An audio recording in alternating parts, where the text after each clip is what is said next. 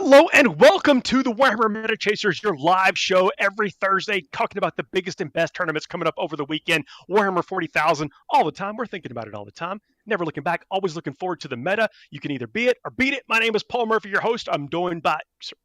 I was on a roll there. I was joined by... You were doing so well. Adam Camilleri. Hey everybody, lovely to be here. and the mogul, Dustin Henshaw. How's it going, everybody?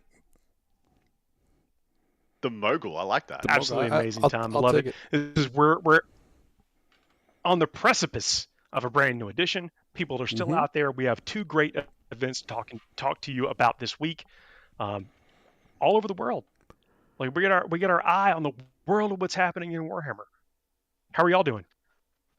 We have to have an eye on it because we're chasing the meta, and the meta is all over the world, and it's different in different places of the world too. So I mean, if we're not on top of it, who is? And exactly. Who is? We're not the meta walkers. We're not the meta. We're not the meta. The meta. It's okay, people. The meta push bikes. Meta push bikes. Like, I'll tell you what, I'm chasing the right amount of product for the Georgia humidity. And I can't figure it out. I don't know what's happening. Yeah, I don't know that struggle, and I don't feel sorry for you at all, Paul. I'm sorry. I legit no wear sympathy. A hat. I wear a hat to dodge this entirely.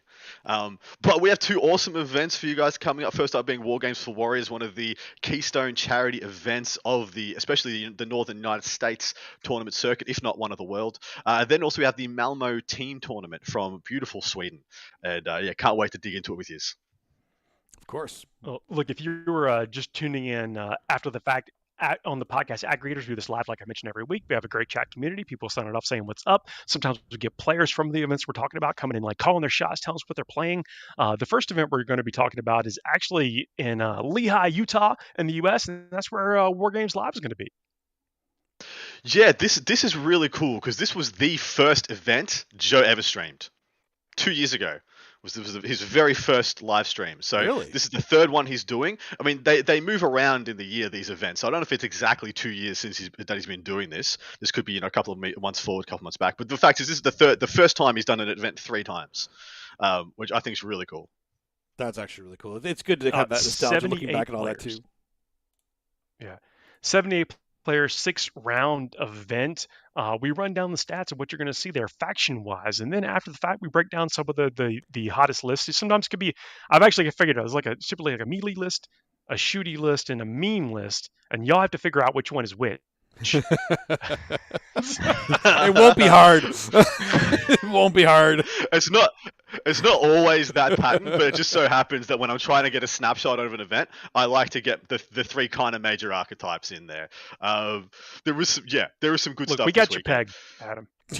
we know what you're doing. It's a You're not fooling. What are we going to see there, Dustin?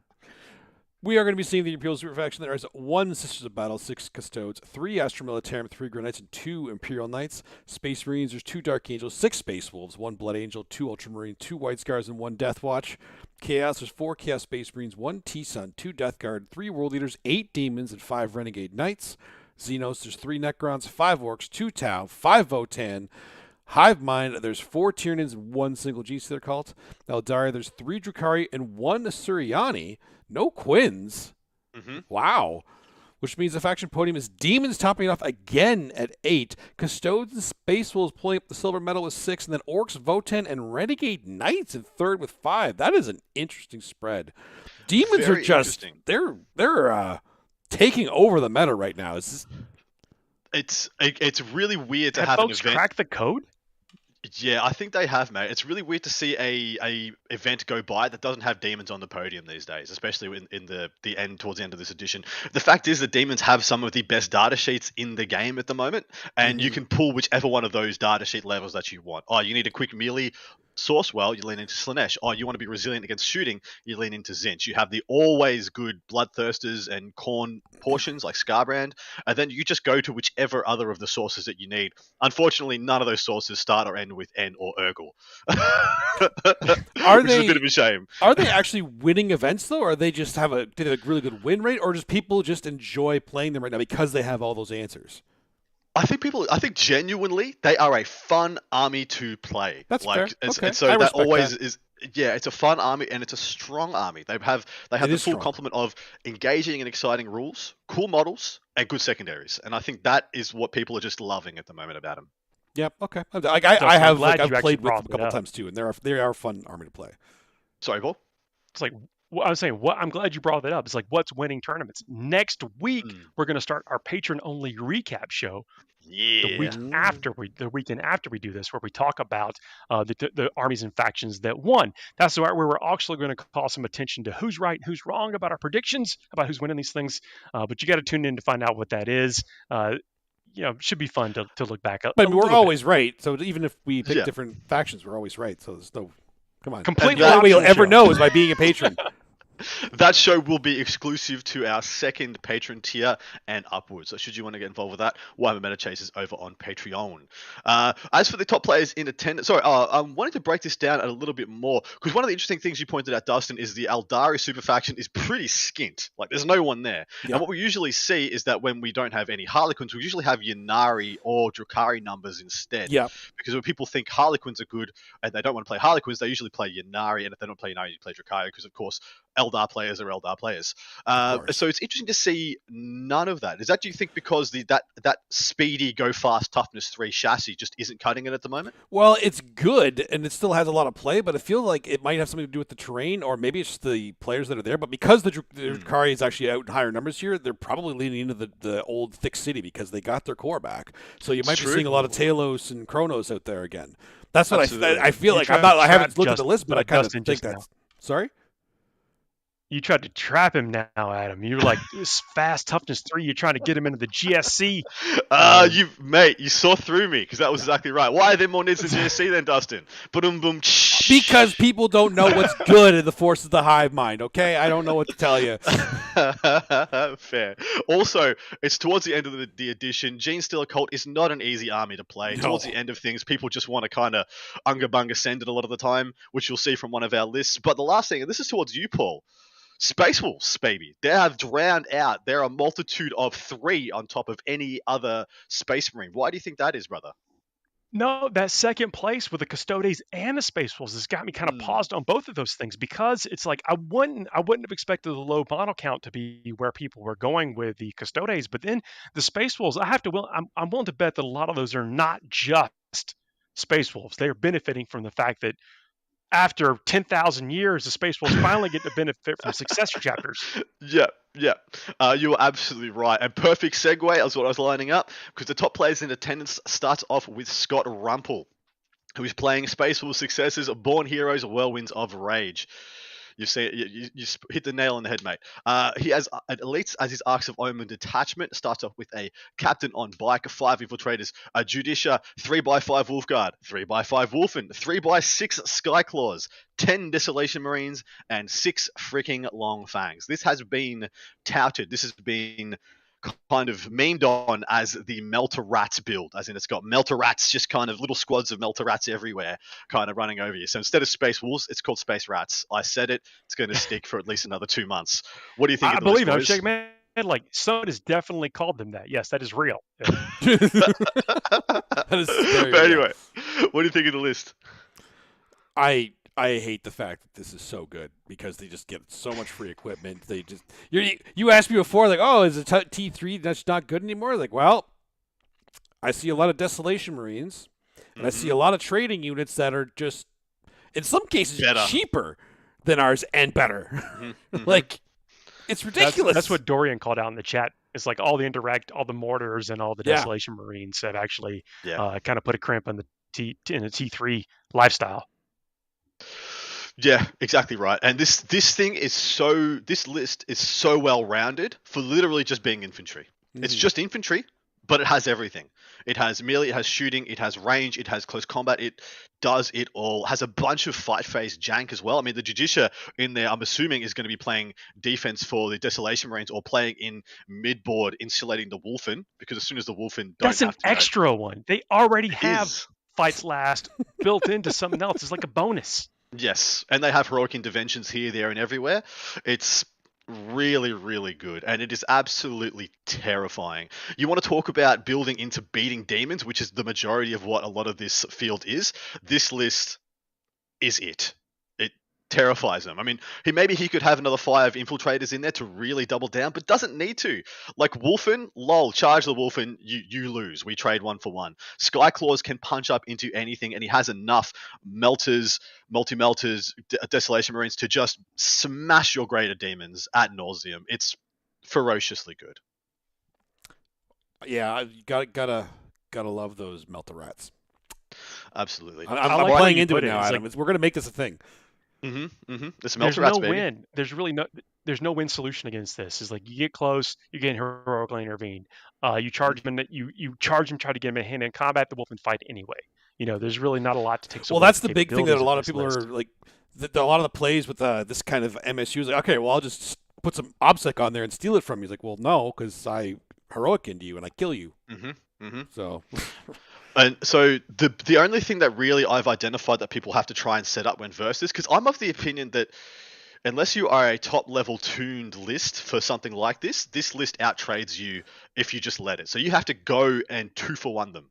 So you have to figure out ways that you can either maul 2 units, or so kill and like half kill 2 units, or kill 2 units and not get reprisal, or get the reprisal because you're killing Wolf and whatever. But you need to 2 for 1 them at least once or twice in the game. Otherwise, it just gets so snowbally.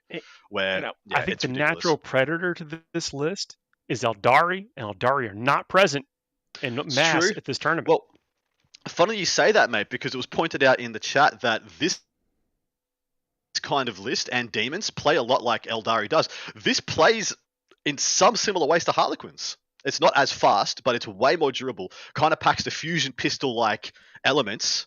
And the fact that most of these guys are wrapped up with a bunch of guys with storm shields kind of echoes being inside a transport to some extent. That they're kind of pseudo working like that. Nothing is as fast as Harlequins, but they hit harder on it without stratagem support. I think they hit harder especially when they got the double exploding 6s. When they get to that doctrine, but they have that kind of every kind of unit is good enough to do every job kind of effect that you used to get with Harlequins, and then you just get freaking 10 Desolation Marines and all this other jank as well. That's an interesting kind of nuts comparison to put them to Harlequins, because you're right. Aside from the shooting, they're just walking Harlequins. They're walkwins. Walkwins. That's it. As we obviously like to call this kind of stuff. Everybody, it's taken 2 years, but we got there. Dustin broke. You got him talking. What's the next player we're going to talk about? Next up, we have the wonderful Ben Jurek, who's playing his Goth Orcs, and we always like to look in on Ben to see how the Orcs are going, because he's usually on the cutting edge of what's top meta for the faction. He's got fast attack as his Arcs of Omen detachment. He's got a Beast Boss on Squigosaur plus Boss Zagstruck and a War Boss on Warbike. He has 2x10 Beast Stagger Boys, 3x10 Gretchen, 2x5 Commandos, 8 Truck Knobs, 2x3 Squighog Boys, 2x10 Storm Boys, a single Battle Wagon, 2 Kill Rigs, and a truck for said knobs. Although they could go in the Battle Wagon also, I guess.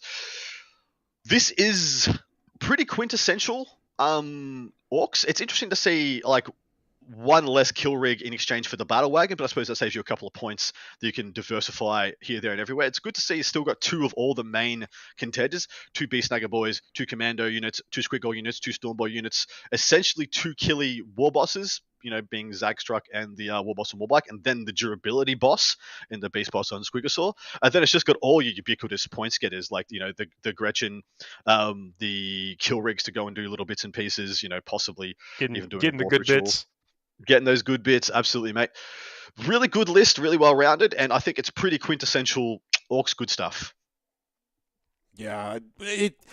Is there much difference in a lot of the Orcs lists right now? Because I'm seeing a lot of the same things. We're seeing Boss Zagstruck going in almost every list. We're seeing at least one Squigosaur, if not 2, or maybe, why can't I think of his name? Oh, my God. Gaz? There, thank you, Gaz. That was embarrassing. We see Beast Snaggers. We see Gretchen because of the good bits. We see Commandos. There's kind of a mix between knobs or mega knobs, because we've seen a lot of mega knobs the last little while too. I'm still a fan of the knobs better, and I know that Paul. I think is you more only on the put mega this knobs list now. in our rundown So we could say, look, there's someone else is actually taking knobs and not mega knobs. Yeah, see, we needed to point it out to Paul, so now everybody's taking mega knobs. Are you saying that this is just confirmation bias, boys? Yeah, a little bit. I have an opinion, therefore Nobody else is actually running mega knobs. See, because we showed the knobs list, so that's what everybody's running, right? There's no mega knobs anywhere. Mega knobs. Why would anybody run mega knobs? That's right.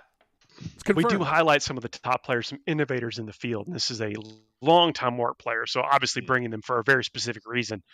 So it's definitely cool to point out, but I can't miss an opportunity to, dig some elbows. Well, of course not. Absolutely. I do like that we're seeing quite a few more, especially this with GSC and Orcs, both going a little bit heavier on the transport side. Usually we'd see 2 to 3 Orc transports. Most usually it's just the 1 to 2 kill rigs and a truck. Yeah. But seeing the third one added in, why? Because smart missiles, Desolation Marines. Yeah, Desolation Marines. Right. Yeah. Exactly right, brother. You got to keep him in. You got to keep him secret, keep him safe. Same for the GSC. GSC, a bunch more trucks, a bunch more rock grinders coming in as well. So it's mortar, SMS, and Desolation Marine installation. It's only strength 4, strength 5. It's like we don't care. Yes. It only hits on 4s or 5s. We don't care. Every hit is probably a dead guy. Yeah. Kill rig does not matter. Does not matter. Yeah, exactly. But yeah, perfect example of a top tier Orc list, and we will move on to the meme dream, boys. You knew one was coming. I like meme dream. It's towards the end of the edition. Many players are just like phoning it in or playing something that they've always wanted to play, but they couldn't get it through because they wanted to get in the crunchy top end of the meta.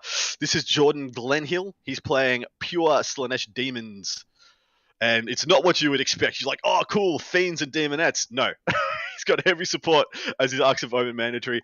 Bellicor, Shalaxi Hellbane, 2 Keepers of Secrets, an Exalted Seeker Chariot, and 3 Soul Shalaxi and 2 Keepers. Wait, that's the whole list? That's 2,000 points? List. Apparently, yes. What? Or maybe he has summoning points? That's still a thing? No, it's not. No, this is the whole list. This is everything that was on the list, mate. What? Really? He said 3 soul. I know I jumped in there, but 3 Soul Grinders. Yeah. 3 Soul Grinders. Look, if Melta goes away, like if there's no Eradicators out there, Soul Grinders are a lot better. I mean, hell, even if they are there, they can't have that enough to kill all that stuff. And people are going to be like, Soul Grinders don't do anything, and then the Soul Grinder will grind their souls. Because they'll get there. Ground. Souls will be ground, right? Be ground coffees. So sprinkle it over your pasta. So Shalaxi's 300. Every keeper is 280. So there's near enough 900 points gone there. How much are the Soul Grinders? Sorry, how much is Bellicor? Bellicor's 400 and something, 150, 160. Bellicor is 300. Any 340, something like that? I'll tell you in 1 second. Because I think Bellicor's 450. And he's always been a bit over. He's 420. Wow, 100. Yeah, he's 420. He's a lot. Yeah, 420. Yeah. So between just the Greater Demons, which is the triple Keepers and Bellicor, 1,300 points, give or take. And then triple Soul Grinders at 190 a pop. So yeah, this is the whole list. Okay.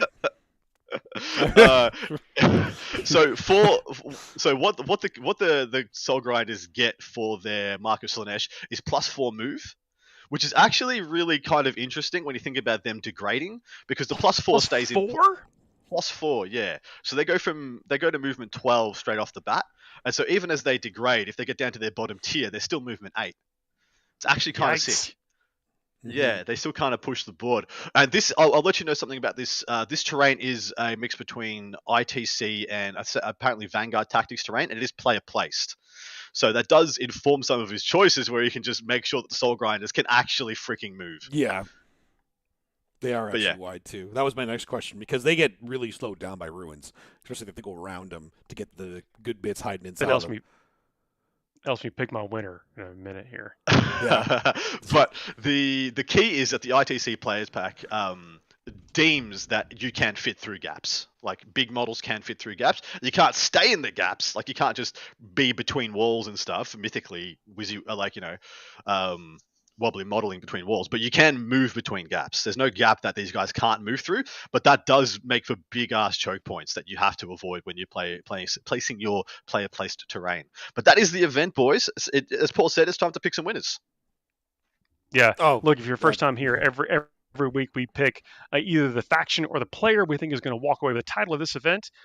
We do keep track. Actually, one of the things we're going to run down in the Patreon only show is who's right, who's wrong, and who actually won these things. Looking back a little bit And on Mondays or Tuesdays whenever we get that out.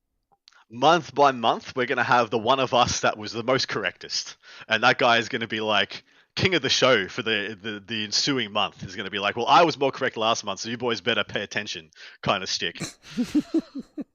I can predict I'm going to pick first. Gonna be calling Paul. my shot. Yeah, Paul. All right, go for it. It's very, very generous, thank you. But I am picking Tau. Oh. Whoa. Okay. Can I take Player it back? place. He's gone off the deep end. He's got a deep end. Somebody love reel it. him in. Dustin, what do you got? I'm going with Space Wolves. I was going to go Space Wolves too. Dan, I'm going to go Orcs instead. Y'all then. playing the odds. I'm going to go It Orcs wasn't even instead the then. odds. I was just looking at the lists. Oh yeah, I was looking at the list, looking at the field, looking back at the list. And I'm like, pretty sure Space Wolves. We'll have to. I'm going to randomize who answers first from now on. But what's usually in some other shows, and there is an opportunity out there for some lucky so-and-sos, that this is a part of the show where we would shout out a sponsor. If you wanted to sponsor our show, if you want to get mentioned on our show, if you want your circuit of tournaments to be highlighted, to be part of this programming, should they be on, do you want in any way to contribute and assist us via sponsorship, this is where you would get shouted out. Instead of that, If you we're sell going to shout out toasters on the side. You got a toaster Yeah. business. You want the toaster business featured Yeah, if you here. have an advertisement Why video, not? we can put that in there Hit us for you up. too. We'll That's advertise right. toasters. That's fine. There are- Everybody there needs are toast. options. Toast is amazing. Right, I'll tattoo it on my forehead. You can Let's warm go. up pizza in a toaster. Did you know that? That's right, man. It was a game changer for me in university years. But instead, in lieu of doing that, we're going to shout out our phenomenal patrons that have gone over to Warhammer Meta Chasers over on Patreon, and they are signed up to support us at one of our three fantastic tiers. We have the Warcrant tier, because I'm still taking the piss out of Dustin, and that is $3 a month. And if you just wanted to support us, you just love what we do, and you just wanted to be here for it, $3 a month. Well, you are absolute gents, all you wonderful people out there. Thank you very much. $10 a month will get you access to the Discord, and will also get you access to the part 2 of the show, which will be lovingly recorded to you by a minimum of two of us, two of the hosts every week, running down what won from the week previous, and mostly just memeing on each other. And then if you want to be a true Warhammer MC, you can donate you can start at $15 a month. You get all of the previous stuff, plus you get to influence our Fuego section at the end, and we will cover your list if we are covering the event that you are at. Of course, if you let us know that you're at said event, and we can cover it, we have the ability to, we will cover your lists where possible. Break them down, maybe meme on you two. You can be joined in the fun. But those players and those wonderful people are Blood Angels. Are No best one angels. is safe once we get to that level. Yeah. No. Then it's over. First of the patrons, Blood Angels are best angels. Obviously, this is a Paul Stan. But and then we have Bad Luck Ryan, Inez Wilson, Cameron Brown, Brad Beverly, Paddy Mick, Erwin Jackson, and Commissar Doggo. Thank you so very, very much to our wonderful patrons. We appreciate every single ounce of support you guys give. Incredible, guys. Thanks so much. Yeah, it means a whole lot. Thank you all very much. I'm glad you mentioned the Fuego too. That's the palate cleanser. At the end of the episode, we're going to do a little thing after we talked about crunchy stats and who's going to win this and who showed up and the number of this and how many indirect fire shots does this list have or whatever. We have like a little moment of zen towards the end of the show. You got to stay tuned to see what that's about. Sometimes we don't even know. Sometimes there's very little to do with Warhammer 40,000, but it's always a good time.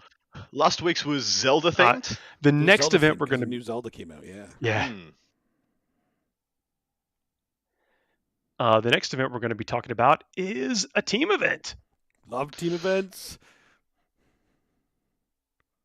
Hit us with that, Adam. Where are we Where at? do you go? Where are we going? We are going to be going to lovely Malmo, Sweden for the Malmo team weekend. 100 players in 20 teams of 5 for 5 rounds of goodness.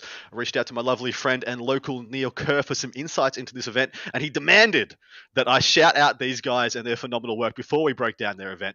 So he said, okay, before I talk about the teams, props need to be given to the Malmo crew. They've been consistently delivering by far the best singles event in Sweden, which is the Malmo Wargaming Weekend in October, for several years now. So I can only imagine and Very expect competitive environment too. Like Absolutely. Dude, Sweden is cut freaking throat. So I can only imagine and expect that their team's event will also be one of the best in Sweden. So Dustin, hand pass, break it down for us. Woo, woo, woo. Let's go. Okay, again, because if you haven't been here before, when we go over a team event, it means that no codex can be duplicated. So with 20 teams, you won't see any more than 20 of any of them. But we usually don't see more than 50%, or at least we haven't in this latest data slate. In Arcs of Omen, I don't think we've seen more than 50% in representation for any faction. We haven't. So let's see. In the Imperial Super faction, there are 3 Sisters of Battle, 10 Custodes. There's the 50% right there. Bang. 8 Astra Militarum with less than Custodes. This is absolutely shocking. 2 Imperial Knights. Space Marines are 2 Dark Angels, 5 Space Wolves, 1 Blood Angel, 1 Ultramarine, 1 Raven Guard, 1 White Scar, 4 Iron Hands, and 1 Death Watch, which is technically above 50% because it's Space Marines. But I don't know if I count that, because that's... I don't know. We'll talk about that. Chaos, they are 5 Chaos Space Marines, 1 T-Sun, 2 Death Guard, 3 World Eaters, 9 Demons, and 7 Renegade Knights. Xenos, there's 1 Necron, 5 Orcs, 3 Tau, and 4 Votan. Hive Mind, there's 2 Tyranids and 3 Geniuses. They're called. See, Sweden knows. Eldari, there's 2 Drukhari, 3 Harlequins, 7 Asuriani, and 3 Yanari, which means the faction podium is Custodes, topping it off with 50% representation. Demons at 9, and then Astra Militarum at 8. So, but like you said, if we count Space Marines, though, that's 15%. It is. Yeah, if we count Space Marines. Here's the other one, though, as well. So at the WTC level and at most other levels, the Asuriani book or the Eldari book is deemed to be one book. So that means if you take Harlequins, you can't take Craftworld, Eldar, or Ynnari. If you take Ynnari, you can't take Craftworld, Eldar, or Harlequins. So they are actually 13. That book has got 13 players in representation, which is quite interesting also. Huh. Okay.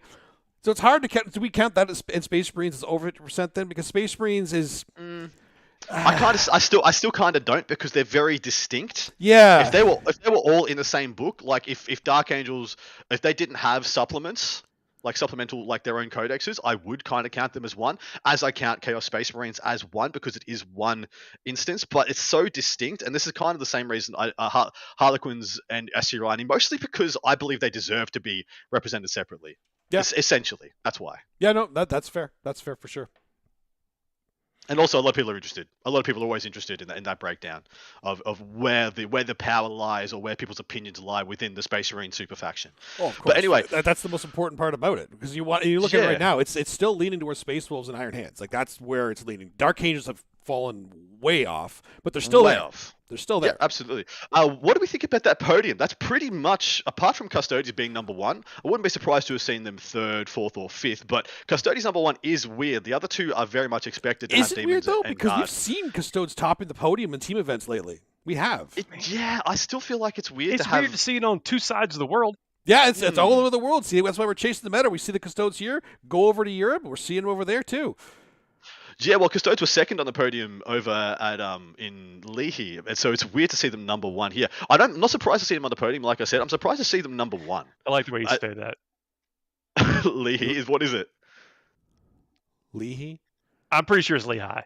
Lehigh. Leahy? I actually had no idea what you're talking about. I just kind of went with it, so I'm just gonna. Fair. But to be fair, when you said Lehigh, I still actually don't know. It's not. Is it near London? Yes, right. It's near London. Whatever. Yeah. Salt Lake City, London, It is practically like this far away. 5,400 miles away from London. Did right, you we're actually looking that up right just now. call that? We haven't done that in a while. So. All right, I'm doing it. London maps. 5,100 miles, you say, yeah? 54. You said. He said 54. 5,400 is what I said, but. How accurate is Paul still? 100 UK. Let's go. Sorry, we couldn't calculate the walking directions. Okay, you're not walking there. I'm not walking. If it's walking distance, the 5,400 is not right.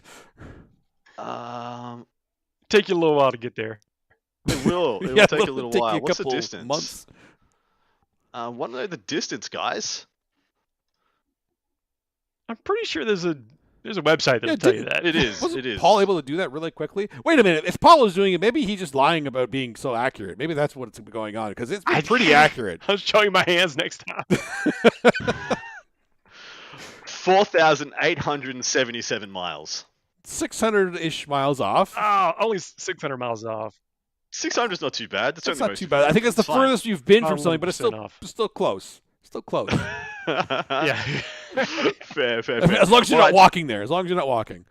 All right, let's move on. It's going to feel like 5,400 miles if you're walking. Oh, yeah, it will, for sure.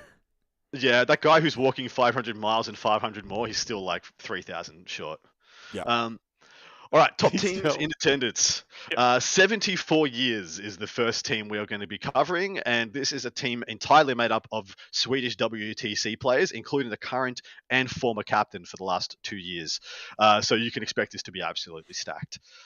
Jumping in, we have a Suriani listed, which is Masterful Shots and Swift Strikes. And then he's got a Harlequin Lightsaber Patrol, 3x3 Shard Runners, 3 single Vipers, a Night Spinner, 2 single D Cannons, and then a couple small melee units of Banshees and Striking Scorpions. And he's got 2 units of troop in boats with the Death Jester. Next up, we have Mono Zinch Chaos Demons with 1 of each Herald plus usual suspects. 3x5 Screamers is a couple more than we usually see. Usually it's like maybe 3-3-5 or 3-3-3, but 3x5 is a little bit more than we usually see. Iron Hand Successors, which is Whirlwinds of Rage and Master Artisans. This is a full strength drop pod, Volkite Contemptor, 10 Vanguard Vets, 2x5 Desolator Marines, and a Storm combo. It's Iron Hands good stuff. It's pretty standard. A House Herpatrax Chaos Knight build with 13 small knights being broken down into 1 Brigand, 1 Carnivore, 3 Executioners, and 8 Stalkers. So pretty ubiquitous, just kind of changing the bean counters on which types of knight you bring in the 13 smalls. And then lastly, we have a Genestealer Occult list, which is Affinity, accustomed to toil and deep supplies. This one has funnily enough, has a single melee Acolyte bomb with a bunch of rock saws. And then it has 100 neophytes. I think it was 3 20s and actually a bunch of 10s, or was it 4 20s and 2 10s? And then 10 pure strain Genestealers and 2x5 Jackals. I don't know what deep supplies is off the top of my head, Dustin. Reroll one wound for every unit. Yeah, what are the rest of the traits as well, just for people who may not know? Toil is mini transhuman, and Affinity is ignore modifiers with industrial weapons. Not that I play this stuff a lot. Not that you're an expert. But no. What was new supplies again? Was 1 reroll? One free reroll to wound on it for every unit. Interesting. Is that a big deal, you think? It is when you do like a lot of MSU stuff. Like for me, I like actually having a lot of 5-man acolytes with demo charges, because then they start getting a lot of big rerolls in there. I'm assuming that there should be some trucks in there too. It's a little strange to not see trucks in that build. I don't do the full list. Okay, just making sure. Yeah, so there are trucks in there. There are grinders in there. The MSU, and that means you're getting a lot of value out of that reroll. I actually really liked deep supplies for a while. So pretty much when I break down the teams list, guys, we don't really have the time to go through line by line every support character and stuff like that. I just try and give you guys enough information to understand the build, pretty much. And I'm telling you, there's definitely trucks in that one for sure, because I understand that build. I believe that, on recollection, there are 3 to 4 10-man neophyte units with weapons, and so they'd be min-maxing the deep supplies buff, yeah? Yep, for sure. Fair enough. What do you guys make of the 5-pack, though, in totality? I think this is actually a phenomenal 5-pack. The Chaos Knights they seem to love having the Chaos Knights in a lot of the team events. The Euros love froth the Chaos Knights. Absolutely froth for them. The Suriani one is interesting to me too. Like I always find the Suriani, I think it's a good team. It's a good singles list, so it can be a good teams list. It's weird to not see a lot of Phoenix Lords in that, though. I feel like those are kind of ubiquitous. There is. I didn't put them in there. There's Baharoth and Imrith, which I can't remember which one Imrith is. Or Ilrith? Yeah. Ilrith is the Ranger. Yeah, the Ranger guys in there as well. Right, so no Karandras, though, because Karandras is the one I really like, too. That's surprising, too. Yeah, especially including the Harlequins, because Karandras is like, well, I guess he's not as fast as them, so he's the Walkwind. He's a Walkwind Phoenix. A new term has been coined. Walkwind Phoenix, there it is. That's Karandras. That's a Walkwind Phoenix. Love it. I'm here for it. Paul, what do you make of it? He's dumbfounded. About the Knights we saw a preview. Yeah, I am gobsmacked with the Walkwind Phoenix. I'm pretty sure that's an actor. But speaking about the Warhammer community article that was I think published today, or with the Knights, where the Knights are looking, the next editions are going to be a pretty stout list for now and tomorrow. Yeah, totally agree. I was really excited about what we saw. I was hoping they'd have Chaos Knights tomorrow, like we were going to get Imperial Knights today, Chaos Knights tomorrow, but tomorrow's going to be Tau for some reason. But the Boo. fact that they're keeping a lot of the flavor on the Imperial Knights makes me really hope the Chaos Knights retain theirs as well. I want to see them do a bunch of I'm Battle just Shock looking at jank on people. the toughness stat. That's going to be relevant. It's going to be real interesting anyway. So I'm curious, but to keep rooted in this, I actually do like this this build, this list a lot, or the list a lot, because it seems like it kind of plays almost into like a bit of almost like a rope-a-dope situation with your opponents. Is like they probably cause a lot of like confusion in the pairings, and yet the inherent power of the players and their list combinations is going to be something to contend with for sure. Yeah, for sure. What is interesting about, I always like looking at the 13 Smalls build and seeing which of the Knights they're taking the most of. Of course, usually the most is the Stalkers. The Stalkers is the ubiquitous good against everything profile. That's being with the Chain Cannon and the melee combination. But it's how many Brigands, Carnivores, and Executioners they have in combination to those that really kind of tells you what the list is built in the team's environment to do. I mean, the Brigands with the multi-melters, of course, that's more anti-vehicle, anti-monster. More Carnivores means they want to get into the melee more quickly, more grinding, more shenanigans therein. And then the Executioner, of course, sitting at the back of the table with the autocannons being the Helverin equivalent, tells you if they had 4 or even 5 Executioners, I feel it's like a much more of a defensive build. Whereas if they had 3 or 4 Carnivores, much more an offensive build, or a build that wants to hold mid board and be a deterrent for you pushing on that to try and get it back, etc. That 3 Executioners is what we've seen in most lists most often. Correct. I think so. It's when you see from the ones we've highlighted so far. Exactly right. So when you see more than 3, or say more than 3 Brigands, because sometimes it's 3 Executioners or 3 Brigands, or vice versa. But yeah, it's always interesting to break down that one. But it is interesting to see that I believe the Asuryani, the Chaos Demons, and the Iron Hands, for the most part, are singles lists. Like they're a list that could very well go extremely well in a singles environment. I do think there's only been a little bit of tweaking done to the Asuryani build to make it a little bit more teams friendly. The 3x3 Shrouds, the 3 single Vipers, the single Night Spin, of course, is there to hunt guard mortars, and it's extremely good at that job. It's also not bad in the Desolation Marines. And then the 2 D cannons as well, I think, are really cute for pressuring a bunch of people who want to go and hold like infiltrators in midboard. You want to push up infiltrators into midboard, you just get D cannons. We've not seen 3 Vipers. We typically see the 3 D cannons, or 2 batteries of 2 D cannons. Yeah. We've not seen the 3 Vipers. So I think you're exactly right. There is some alterations made for this format. Spot on. All right, next up we have the Skane Reclamation Act.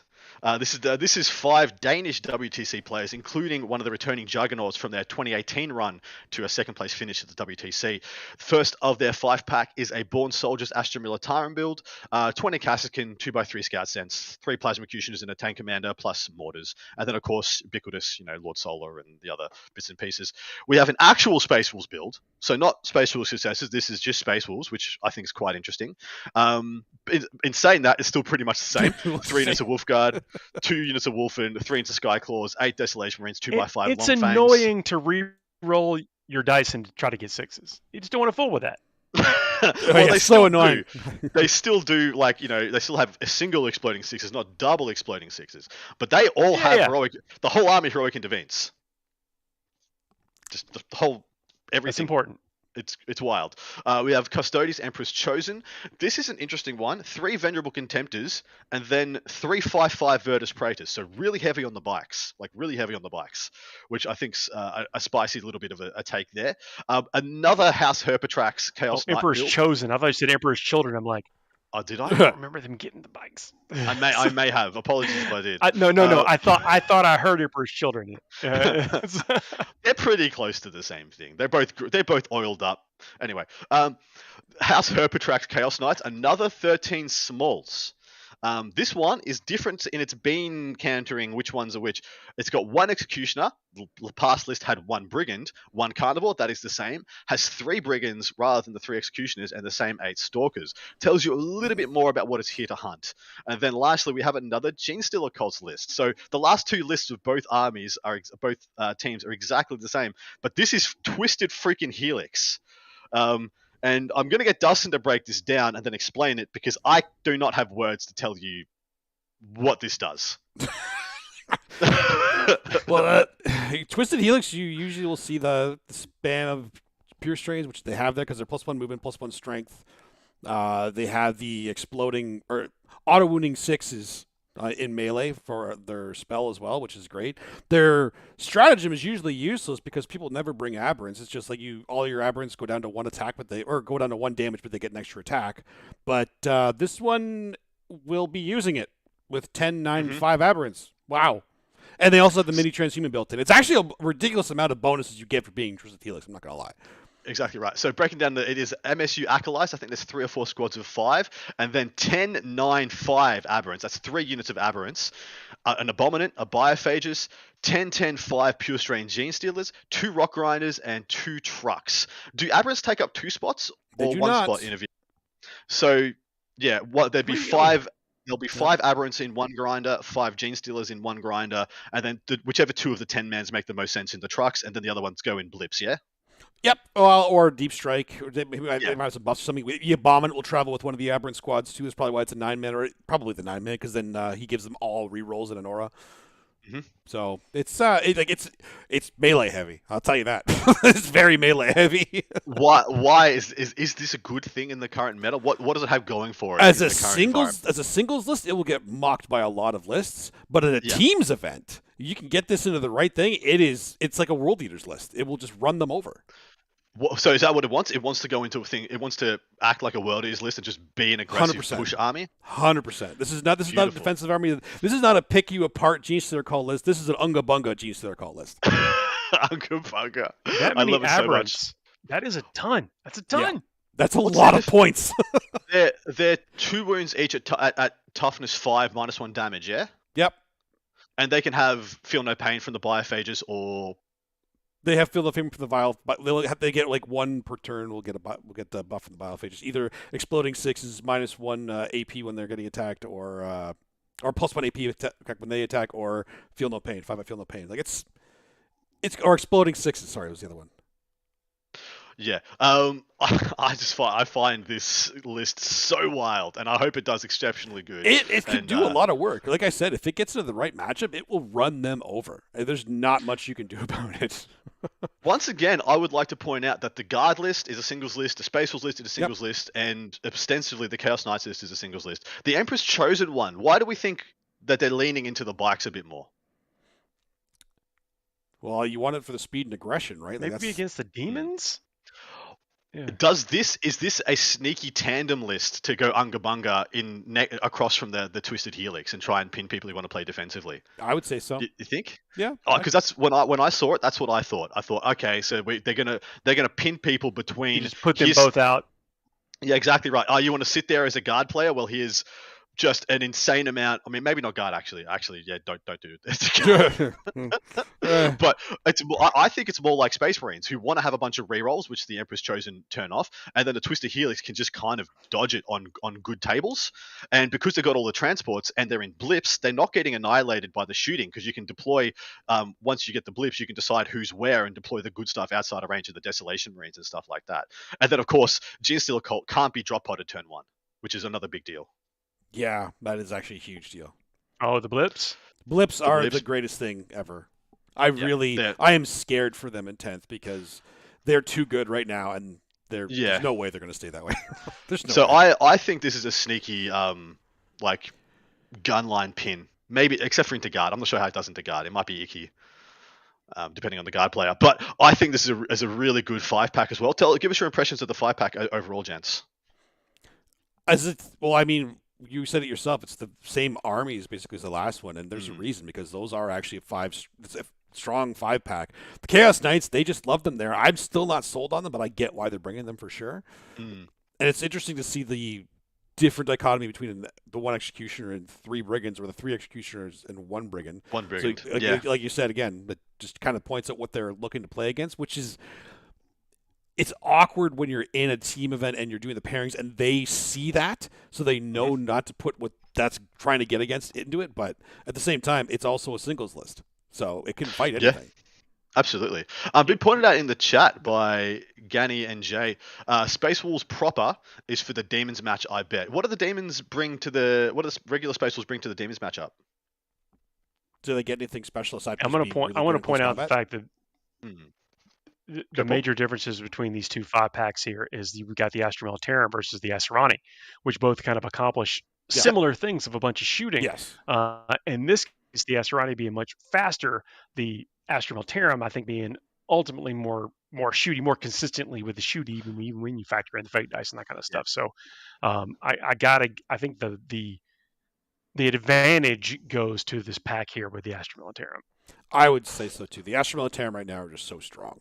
The Suriani is good, and in the right hands, it is definitely a top tier army. But generally speaking, Astra Militarum is just harder to deal with and harder to start or compete with a score. Yeah. Looking at these, so Neil Kerr, who of course I asked for his input on this, being one of the most prominent, prominent men in the scene, essentially, in the world. The exposure point here is the Swedish team trying to get their only good against shooting Chaos Demons into the Astra Militarum, because essentially that Chaos Demons list that is pure Zinch can only get, in my opinion, is only a superstar versus the Guard. Apart from that, the Space Wolves eat it, the Empress Chosen eat it, the Chaos Knights eat it, the GSC eat it. So that's going to be, I think, the exposure point, is if they can pair well enough to make sure the Zinch Demons get into the Guard. I think that would be a huge thing if it was able to occur. And then on the other side, for the Skane and Reclamation Act, to make sure that doesn't happen, because the Guard love to play the Chaos Knights. They would love to play maybe not the Assyriani, but they'd love to play the Iron Hands. They'd love to play even the GSC. They're okay into the GSC. They can kind of go tit for tat with that GSC build. But yeah, this would be a really cool dichotomy to see when these two match up, because in Neil's opinion, when these two play, the winner of this is probably going to win the event, in his opinion. So that's why we had these two on. Makes sense. All right. What do we do do at a team event, boys? We don't pick the winning team. At a team event, the complexity of the number of players, the way you actually do the pairings, who comes out on top, it's very complex, and it is a thing to behold. It's an amazing way to play Warhammer 40,000. Definitely suggest you check it out. Check out any kind of coverage or the results or whatever. But in this case, instead of picking a single winner or a faction that's going to win, we pick the faction or the player we believe is going to come away with the highest battle points, and that's even more of a complex thing, because you can even find some very high scorers playing in the bottom tables based on how the teams shake out. So we're going to pick what faction or player we think is going to come away with the highest number of battle points. Turn it over to you, Dustin. What do you think? Oh, I'm picking first in this one? Okay. I want, you know what I want to pick, but... Yeah. Then pick it, You can pick it. There's no rules here. All right, other than the fact we're keeping score. Other than the fact we're keeping score, it means nothing. It means absolutely nothing. I'm already writing it in. You just go ahead. So we know, I know how good GSC is in team events. So I'm saying GSC. Fair. They are a high-scoring army. I'm gonna caution to the wind, pick Chaos Knights. Chaos Knights. I'm backing myself, because in the opinion of an absolute legend local, the correlation is the two best teams both took GSC and both took Chaos Knights. And Dustin already took one of those two. I'm going to take the other two. Okay. Great. Well, and playing the odds here, they're going to take each other out in the semifinals or the finals. So I'm going with Orcs. Whoa! Paul's gone off the deep end this week. What is going on? I don't mind that, because Orcs are always Orcs are very good. Orcs in green matchups just slap down 100 points on the table. They do, and they always get big differentials. I don't mind that one. I was considering picking demons actually, but we'll see. For Neil, so the tournaments that we cover are sometimes sourced by us, sometimes suggested by listeners, sometimes suggested by patrons. So anytime any of us suggest a tournament to us to consider, it is always great if you bring some color and stuff to that that gives us some explanation about what we expect to see there, and also if encourage the players to list their factions in BCP, so we have something to talk about. Exactly right. And in addition, we're not just here to tell you about the meta. We are Meta Chasers. We're here to highlight how awesome our community is at the same time, and tell you about these things you should be interested in. Hopefully you get to be as passionate about all this stuff as we do. And if we can tell the story of an event whilst telling you about the meta, whilst telling you about the top players in attendance, we absolutely will. This whole show is a celebration of Warhammer. But guess what? Now it's time for enough of that. We're going to get to this segment of our show. Sometimes has a little to do with Warhammer, sometimes not. Called the Fuego Rapido. This is a segment of the show where we give ourselves 2 minutes to talk about a list of topics. Topics are submitted by listeners, patrons, sometimes us, sometimes friends of the show. Where again, it's kind of a collection of things. We give ourselves 2 minutes to run down each segment on this list, and once that clock is over, we abandon it, never to return to it again, unless it's funny, or unless a patron suggests it, or we really like it, or or a lot of other reasons that could happen. Yeah, there's many reasons. It's almost as dramatic as I made it sound. Almost. But hold tight. This is where we just get to breathe out, relax after talking about all the stats, all the stuff. Want to thank everybody who's made it this far.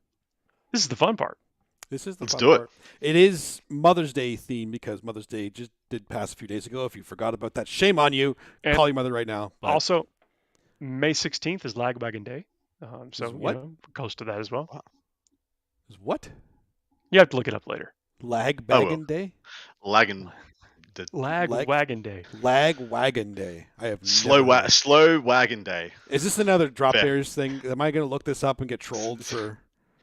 I'm not doing it right now. Okay. Anyway, Fair. Mother's Day theme. Sorry. I'll send you a link later. Okay.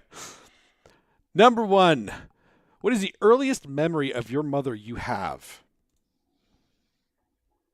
I think it's of me being in the kitchen sink, like having a bath in the kitchen sink, and like getting splashed and like playing, like In the kitchen sink? Okay. That's actually I think that's it. funny because mine has to do with water as well.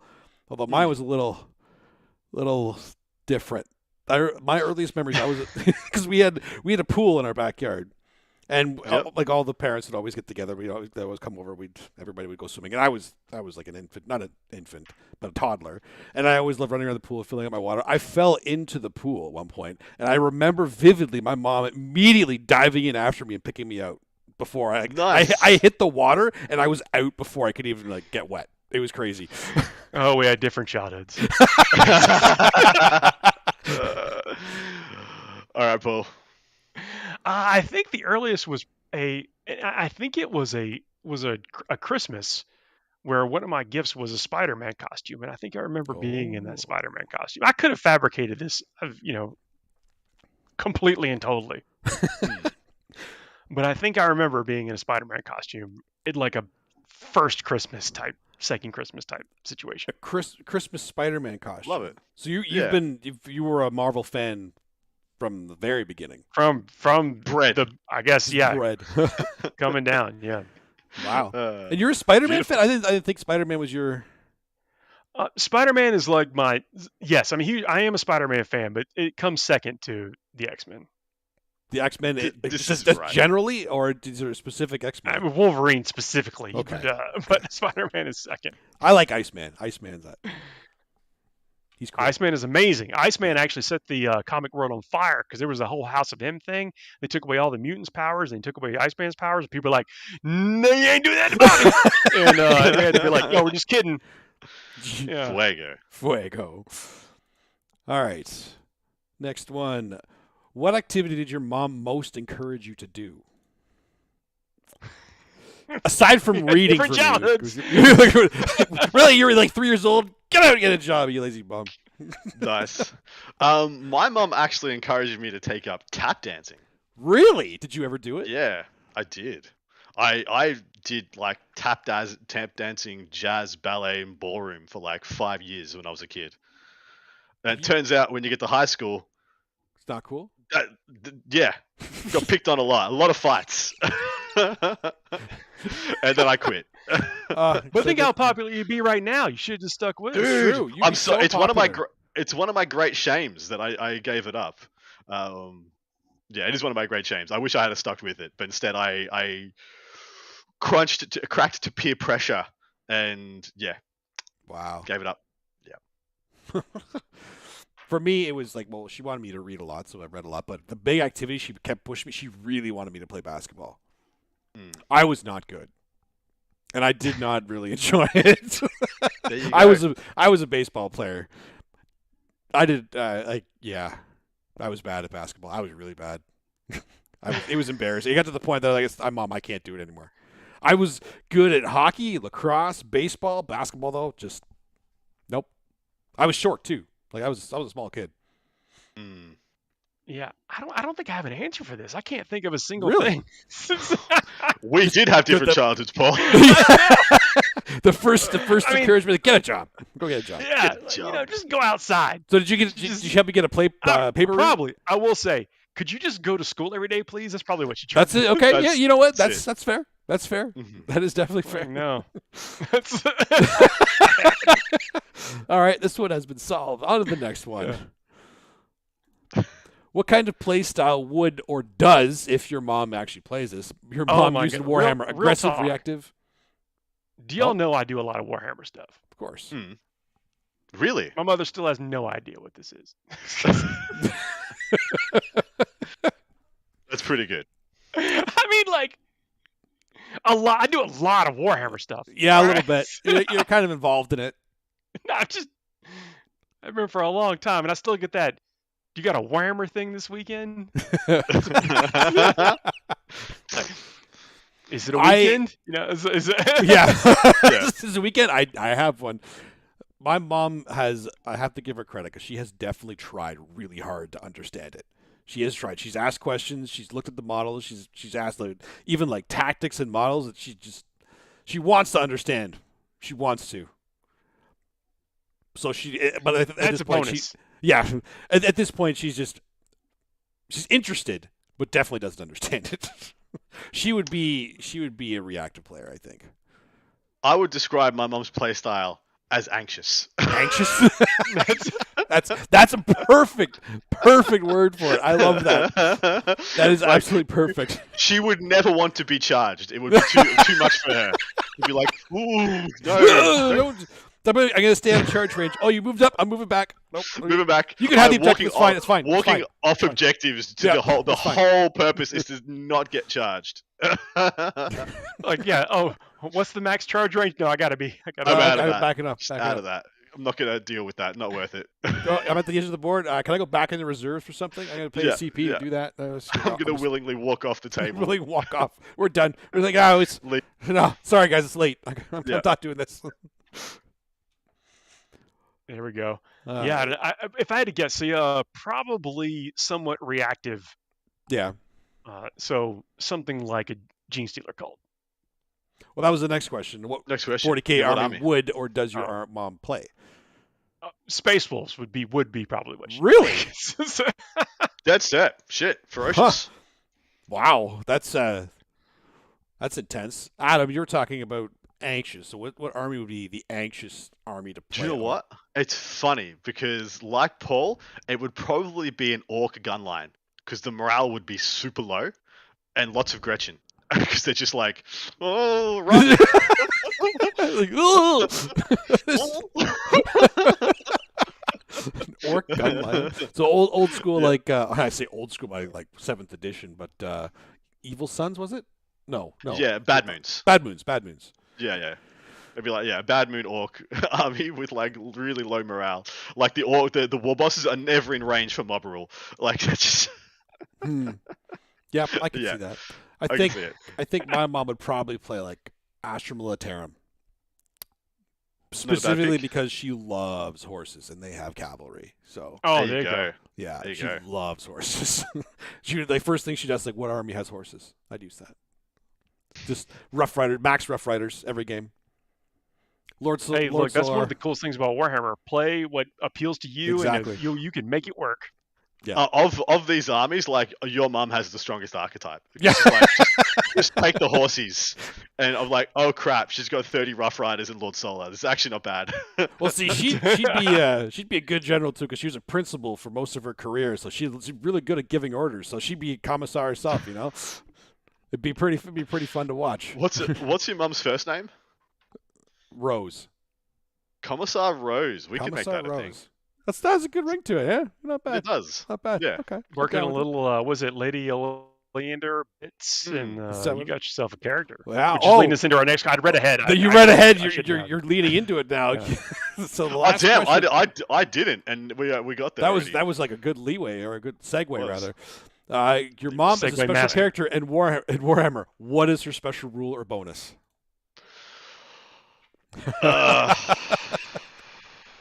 But I mean, it's got to be it something like is- Scarbrand. Keep things in combat. Immune to psychic. Can't fall back. You just locked in. Just locked in. Well, mine or yours? Oh no, I'm saying mine. Yeah, love that. Mine's the opposite. Mine's like a runt herder, who you can fall back. You can double move if you are falling back from combat. Is the aura? Wow. If you are falling back, that's you not get to bad. move twice. You can't shoot or charge, but you double your movement characteristic if you are falling back. That's But you're like you could be obsec when you do that, no matter what. Oh yeah. Always obsec. I don't know why. Okay. -6 morale. Shit. We can tell which of us grew up afraid of our mothers, can't we? Yep. Dustin, what's yours? Well, so I think mine is it would be something like you in your command phase, you'll pick a unit and they get one die roll will become an auto 6, and it's called the yes ma'am. That is hilarious. So she just picks one. He's like, "You need to do this." Yes, ma'am. 6. Yes, ma'am. Or an auto 6 on the charge. Auto 6 on the charge. Charges. Whatever it needs to be. That's what it would be. I love that. That's cool. Command roll. So that would be like. That's really nice. It'd be like you auto get a 6 miracle dice because of her. Yeah, kind of. But cool. you have to pick you in the command phase. It's got to be fair. I mean, come on. It could be like she could be like Saint Rose and be like a Saint Rose. Oh, yeah, Sisters of Battle. Sisters of Battle. Okay. Yeah, don't they have? It's not like Twinkies or whatever they're carrying on that tray. It's actually rose petals, isn't it? Yes. I'm assuming it's not Twinkies unless you've converted it to be Twinkies. And if you do, all the power to you. Like Twinkies. Someone's pointed out that there is a fun correlation in Votan with judgment tokens for somebody's mother. That's gold. That's good. Anyway, Fuego. That was good though. That is the end of our show. It's been a fun one. Like we ran down 2 events. As we get closer to the new edition, we're going to continue to bring you the highlights of the meta as people, we're going to try to peg the last hurrah, like someone was pointing out earlier, is it the last ride of that war boss on the bike kind of thing. We're going to see, is it the really last you'll see of some of these archetypes, or are they going to persist? What is going to be the new thing you see? Well, you're going to find that out because you're going to tune in here, because we're going to be at some of the first tournaments of things, and be talking about them right as they come about, whenever that is. I'm looking forward to it. I think y'all want to be here with us too. Of course. Come chase the meta with us. Come chase the meta. That's it. Yeah. Cringe. So check us out on Patreon. If you're listening to us after the fact, please leave us 5-star reviews. That is a complete and total hassle-free way that you can interact with the show, and it means so much to us. 5-star reviews, like, share, subscribe, that kind of stuff. That's what helps the algorithms do their thing. And of course, it's been a pleasure sitting here and talking to y'all about this stuff. I can't wait to do it next week, live, 9 p.m. Eastern time on Thursdays, after the fact, whenever you want, at your convenience. Absolutely. Whenever you want. Next week might be a little different, but Dustin can speak to it if he wants. Hey, we don't know. We don't know. There's a baby coming. We just don't know when. So, there is a bun in an oven. It'll be ready at some point. It is within a week now, so it depends on when we may be with the mogul doing the mogul things. We might be talking to you, Adam and I, from cans and strings, but we'll figure it out. But also be patient with us just in case. Anyway, we will be back ASAP. We'll see y'all soon. Good night, everybody. Good night.